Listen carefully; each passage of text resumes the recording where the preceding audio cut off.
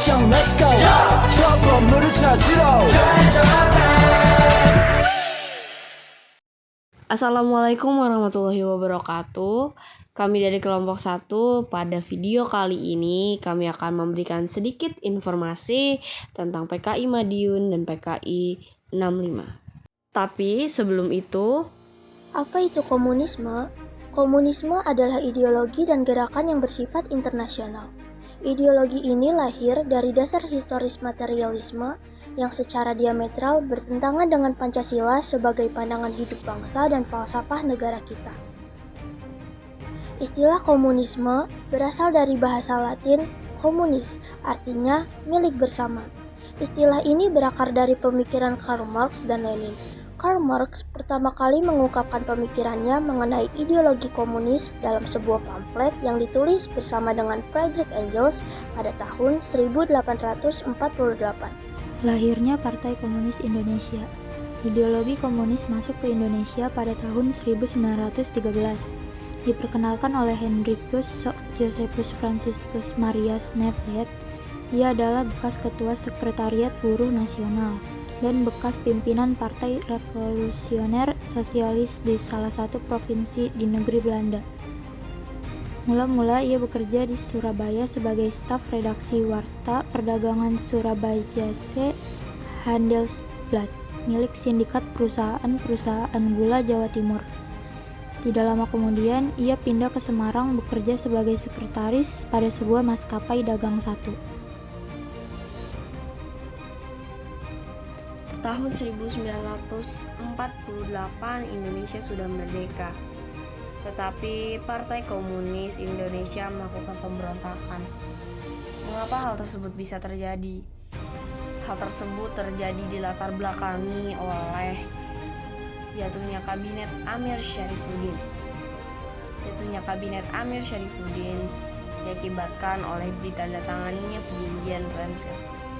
Perjanjian ini disebut sangat merugikan negara Indonesia. Pasalnya, berdasarkan perjanjian Renville, wilayah Indonesia yang diakui Belanda hanya Jawa Tengah, Yogyakarta, dan Sumatera. Di sisi lain yang melatar belakangi pemberontakan PKI Madiun, yaitu kembalinya Musa Munawar pada tanggal 10 Agustus 1948 yang telah menjalankan safari politiknya di Moskow dan kembali ke Indonesia, membuat Musa mengambil alih PKI dari golongan tua dan membuat PKI semakin kuat. Kedekatan Amir Syarifuddin dengan tokoh PKI Musa mendorong terjadinya pemberontakan PKI di Madiun. Bersama, mereka bercita-cita menyebarkan ajaran komunisme di Indonesia. Selain berusaha menggulingkan pemerintahan, pemberontakan PKI di Madiun juga bertujuan untuk membentuk negara Republik Indonesia Soviet, mengganti dasar negara Pancasila dengan komunisme, mengajak petani dan buruh melakukan pemberontakan. Pemberontakan ini digagalkan oleh TNI, namun meskipun pemberontakan ini memakan korban jiwa dari personil hingga tokoh agama, aktivitas PKI tidak kunjung dilarang, bahkan oleh Presiden Soekarno sekalipun. Kesempatan ini digunakan baik oleh DNID yang secara cepat mengubah haluan partai dari oposisi menjadi partai pro-pemerintahan. Di bawah kepemerintahannya, PKI didorong untuk lebih dekat dengan Presiden Soekarno serta partai yang didirikannya, PNI. Meskipun keduanya berbeda ideologi, tapi kedekatan ini memang meningkatkan pengaruh PKI di masyarakat. Namun TNI masih mencurigai PKI yang diduga hendak menyebarkan ajaran komunisme dalam tubuh TNI. Lebih parahnya, PKI dapat mengambil kekuasaan apabila Presiden Soekarno sudah wafat.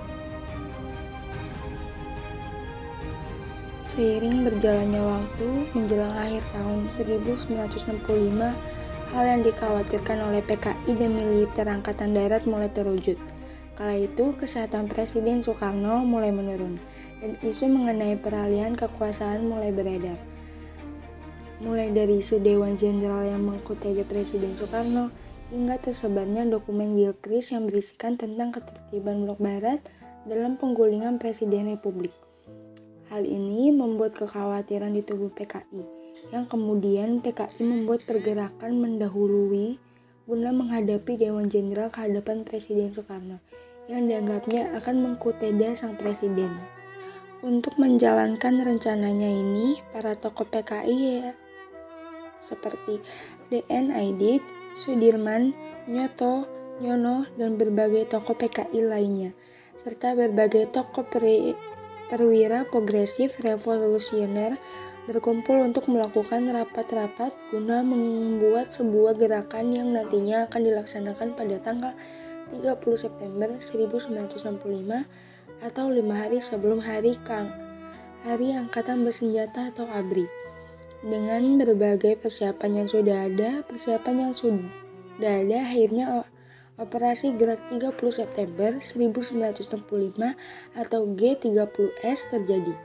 Kala itu, gerakan yang dipimpin oleh Letkol Untung ini menculik beberapa jenderal yang dianggapnya Dewan Jenderal, namun dalam pelaksanaannya kemudian pasukan Cakrabiwara ini menghabisi sejumlah Dewan Jenderal baik di rumahnya maupun di Lubang Buaya.